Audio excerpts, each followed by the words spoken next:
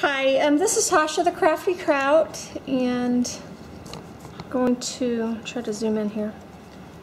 I'm going to show you how to make poppy gum paste flowers. So what you're going to need is you're going to need a round or an oval cookie cutter. You're going to need a veining mat, or this is for a stem mat. You're going to need a veining tool. This is like a little plastic thing. You put the flower on there and you press it and it'll imprint the veins of it.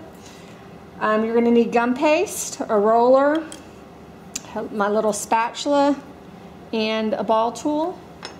And I have taken some gum paste and I put it in hot water to make glue. That way you don't have to buy glue. I have some cornstarch, some Crisco, and a deviled egg carton or a deviled egg holder. And I'm going to use this to put my flowers in so that they can dry. So here's what you're going to do. You want to keep your gum paste covered, so I have mine under a cup. You're going to roll your gum paste. You want to make sure when you're not using the gum paste that you keep it covered, because it does dry out pretty quick. I just have this little mat that I use to do my work on. And you're going to roll out your gum paste. You want it pretty thin. I'm not sure if you can see here, but when you roll it out, you'll see the vein is a little darker. So you want to make sure it's nice and even. Now I've taken my round cutter and I squeezed it together a little bit to make it a little more oval. And then I'm going to line up the bottom part with the place where the stem will be. Okay. So put that back in there. Okay. So now I'm going to pick up my flower, and this is what the back of it's going to look like. It's going to have this little flap here. Oh, and you do need some flower wire, and you can buy that at Joann's or Michael's. And what you're going to do is you're going to insert the stem here. You want to make sure that it does not show through the front, and then I just pat mine down. And you want to dip it into your gum paste liquid so you can use it as glue. Now I put it on my impression mat, and now I'm going to firmly push down, and now it has an impression. So now I'm going to put it on my little mat here, and I'm going to use my roller, and I'm just going to roll at the very ends of it. So your roller is going to be half on the flower and half on the mat, and I'm just going to roll all the way down. Okay. All right. And so that's what it'll look like. Kind of hard to see. So this is what it's going to look like. And now I'm making a lot of them, so I have a couple deviled egg holders. So I'm going to put it in here. Now I'm going to push down at the base of the stem, and I'm just going to fold it over, and I'm going to let these dry. And sometimes it'll go over, but that's okay. So as you can tell, they're kind of hard to see because they're white, but you want to start out with a white flower, and then you can color it any color you want. If you want to start out with a darker, like if you want a red rose, you can start out with red, but it's going to be a little more hard to kind of make it pop, to add color, unless you make it like a dark, dusty rose. So we're going to repeat this. And the poppies, there's a bunch of different ways to do them. I've seen some on the internet. Some of them have 6 petals, some of them have 3 petals. Mine, they have about, I guess I use about 7 to 8 petals. So you want to dip your stem into the water. You want to dry it off a little bit. You don't want it too wet, and then you want to insert it here. And you want to do it as close to the back as possible so you don't see it through the front. And squeeze it. Yeah, that one's a little better. Now they are very delicate, so just work quick and be very careful. And I'm just doing one at a time. You can get like a pasta roller and roll out your gum paste, and I guess cut a bunch of them at one time, bunch of them at one time, and then just work it. You just got to make sure that you keep them covered with a heavy silicone or some kind of mat so that they don't dry out while you're working on them.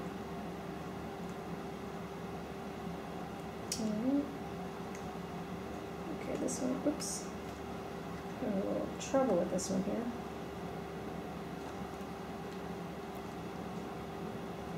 Okay. All right, so that's how you do it, and then I will show you the next step once these flowers are dry. So what you want to do, you want to let them dry at least overnight. That way they're nice and hard. You can paint them once it's together. And again, once I'm done with this, I'll show you how to make this stamens, I believe it's called, the inside part of the flower. And I'm going to actually do that with thread. It'll actually looks pretty neat. So I'll come back and show you how you do that. But for right now, go ahead and make your petals, and I'll see you back in a few.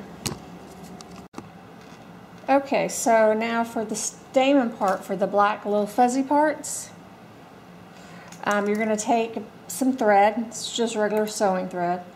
And you're going to wrap it around 2 of your fingers, and you're going to wrap it around about 40 to 60 times, depending on how thick you want the stamen. So 2, 3, 4, 5, 6.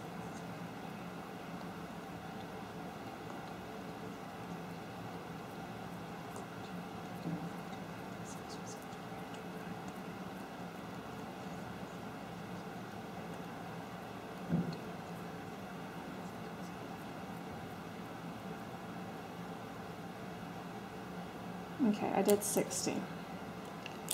So now I'm going to take some wire. This is just a real thin flower wire that's white. First I'm going to take my little black centers that I made, and I'm going to try to get it into the center as much as I possibly can. So I'm just going to, it's a little tricky, because you just want to get the bottom part of the thread. You don't want both loops. I'll show you. It might be easier to just do it than to explain it. Okay. So I'm going to go ahead and cut the top to make the, alright, so it's going to be like this. And it's in the middle, I have the little black center, and now I'm just going to try to wrap this around the wire that I already have the flower in. I'll be able to manipulate it. So I'm going to try to pinch down as far as I can. Now I'm going to take this wire and I'm going to just wrap it all together. This is a little difficult to do. Might be easier if you have help, but anyways. I don't know if you can see what I'm doing. It might be a bad angle, but alright.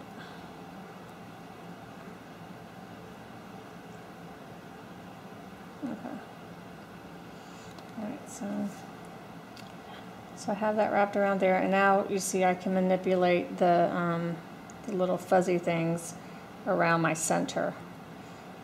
And I can make them, longer or short. I can push it up and make it longer, and then what I'll do is I'll just trim that once I get it kind of separated everywhere. Okay. So now what I'll do is I'm going to trim,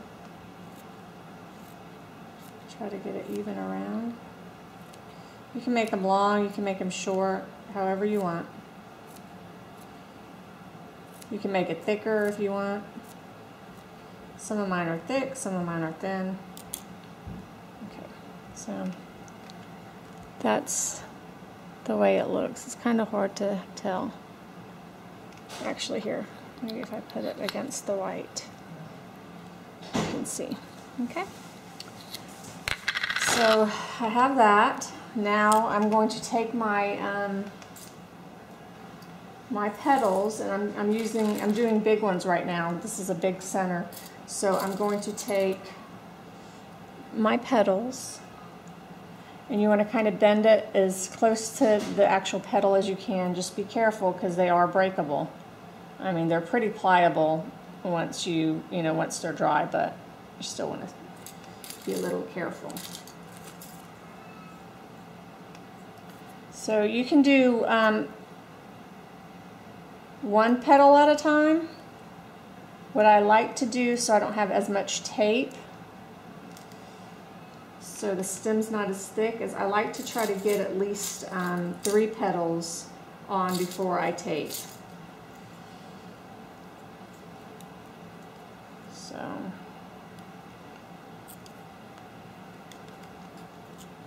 and then you can come in and fix the center. Okay. So that's what it looks like. And now you want to get your tape. This is like floral tape. This came in the Wilton kit, so it's food safe, food grade safe, I believe, I would think, or they wouldn't have it in there. So you just want to wrap it around just a few times just to get it to stay. And so now I have, and you can, manipulate this in the middle. You can close them, you can open them however you want. You can open it up a little bit if you want. And then I'm going to add 3 more on that next level. And what I do is I kind of add it where the flower, where the separation is between the 2 petals. So I do the same thing. I try to add 3 petals at a time. And again, you want to do that where the gap would be. And every petal looks a little different, so you can pick and choose the way you want it to look. If you want it more frilly, less frilly, however you want it. So just for an idea, here is this one. And now I'm going to tape these 3 on. Okay. And then once I have it taped, I'm just going to go around just a few times just to stabilize it. And then you can change it around. So that's 6. You can make these 7 or 8. You can make 6 petals, 4 petals, however you want. Again, I'm going to try to get these a little... I'm still going to come back and paint these, so I'm not too worried about the centers right at this second. All right. And then I think I might just add 2 more. And you just gotta play with it and see where you think it's gonna look best, the petals.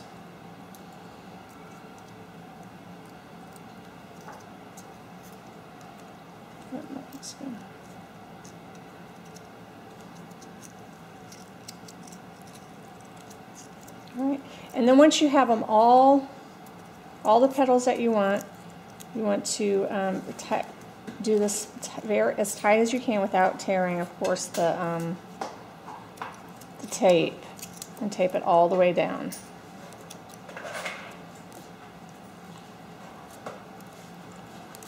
So just keep twisting. You want to make sure all the wire is taped.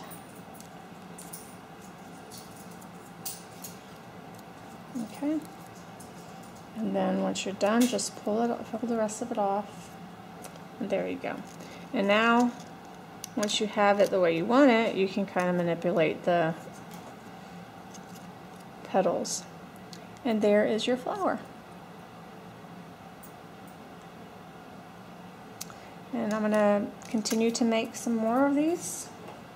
Make some small ones. I think I have enough for a few more big ones.